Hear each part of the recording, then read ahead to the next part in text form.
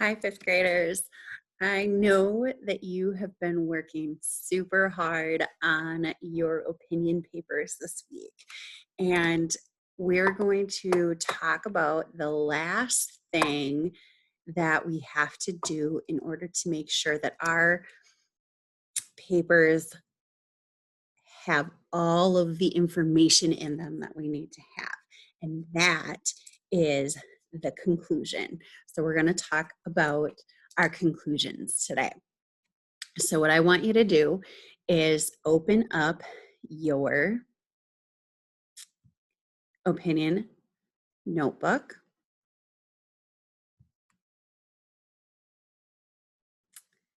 I'll get mine here.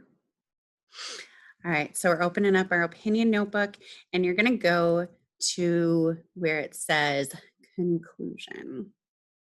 So that should be at slide 14. Now, the conclusion is the very, very last thing that your audience will hear. And it's probably what they're going to remember. So it's really important that our endings are really, really strong. Okay. So I'm going to stop sharing this, and I'm going to bring up a mentor text that I want to read so we can look at an example of a great conclusion. So this says, in conclusion, well, let's look at it. I should have a later bedtime. All right. So it looks like they're trying to get a bedtime at 10 o'clock p.m. I don't think any of you should have that opinion, but let's see. In conclusion, I need a later bedtime. This would be helpful and would make me more productive in the long run. I would exercise, play sports after school, and still get all of my work done.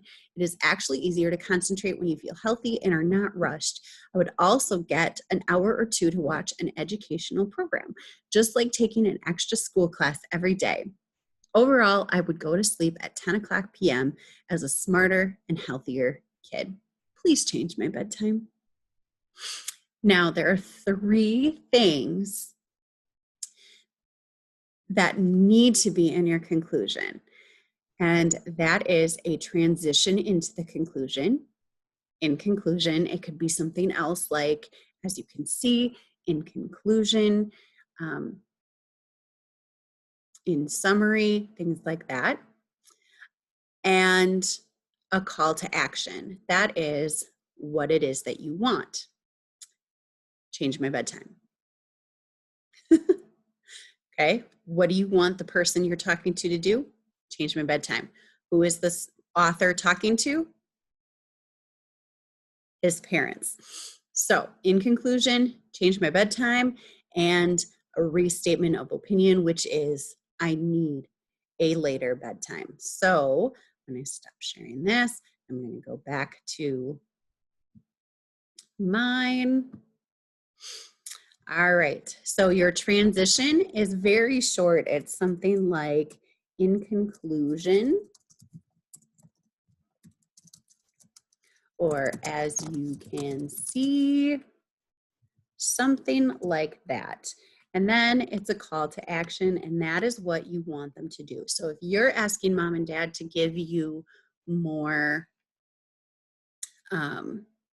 to get you some Legos or to whatever it is, that's what the call to action is. So he says, please make my bedtime later. Okay, very, very straightforward. Let's make it a little bit bigger so you can see it. Okay, so transitions, in conclusion, as you can see, call to action, please make my bedtime later, and a restatement of the opinion, which he kind of did when he asked for that call to action, but again, it is, I need a later bedtime. Okay, so it is important that we have those three parts.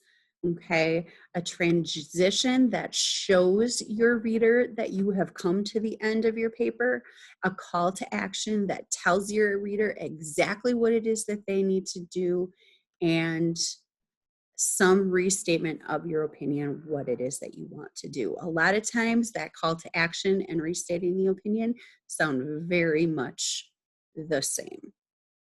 Okay, but you're going to want it there. So let's go to my masterpiece. All right, so I started with, as you can see, reading is such an important skill that everyone should take time to read a little bit every night to become better. I'm going to say that, better. And then I say, grab a book and start reading. So my call to action is grab a book and start reading. My transition is, as you can see, and I have restated this, my claim that everyone should take time to read a little bit every night. So I have those three parts. I can add a little bit more to my conclusion as well. I can give more information about some of those reasons that I talked about at the beginning. And I can make it beefier if I choose. But the three things that I need to have are a transition that shows my reader that I'm at the end. I need to restate my opinion, and I need to tell my reader exactly what they should do. So what I want my reader to do is grab a book and start reading. But what I want you to do, fifth graders, is I want you to go to your masterpiece, and I want you to start with a transition. In conclusion, as you can see, I want you to restate your opinion, what it is that you want, and I want you to tell your reader what it is that they need to do. Now, if you're asking your parents for something, should you be very mean about it and demanding? No. Okay? If you're asking your parents for something, make sure that P word is in there, right? Let's make sure that we say please. Let's make sure the more you give reasons, the more you elaborate, the more likely you are to actually get what you want. And that's the goal of an opinion paper, really. So your job today is to work on your conclusion. Make sure that you start with a transition. Make sure that you restate your opinion, and make sure you tell your reader what it is that they're supposed to do. That's called a call to action. I am leaving this my PowerPoint, my masterpiece PowerPoint, with the sub, so she'll be able to, or he will be able to put that up, and you can use that kind of as a reference. You can talk with the people that are around you and think about what the best thing for you to call to action. What is it that your reader should do for you? Remember, a lot of you are asking for very specific things. So it's pretty self-explanatory. And then make sure that you add any kind of information that'll make your conclusion even stronger. Okay, so I'm going to look at my conclusion and see if I can make it better, and you're going to look at your conclusion and see if you can make it better. All right, and then tomorrow we're going to take a break from our opinion papers, and we're going to do something completely different during writing time because you've earned it. So you work on your conclusions and have a wonderful day. Be great for yourself. Bye.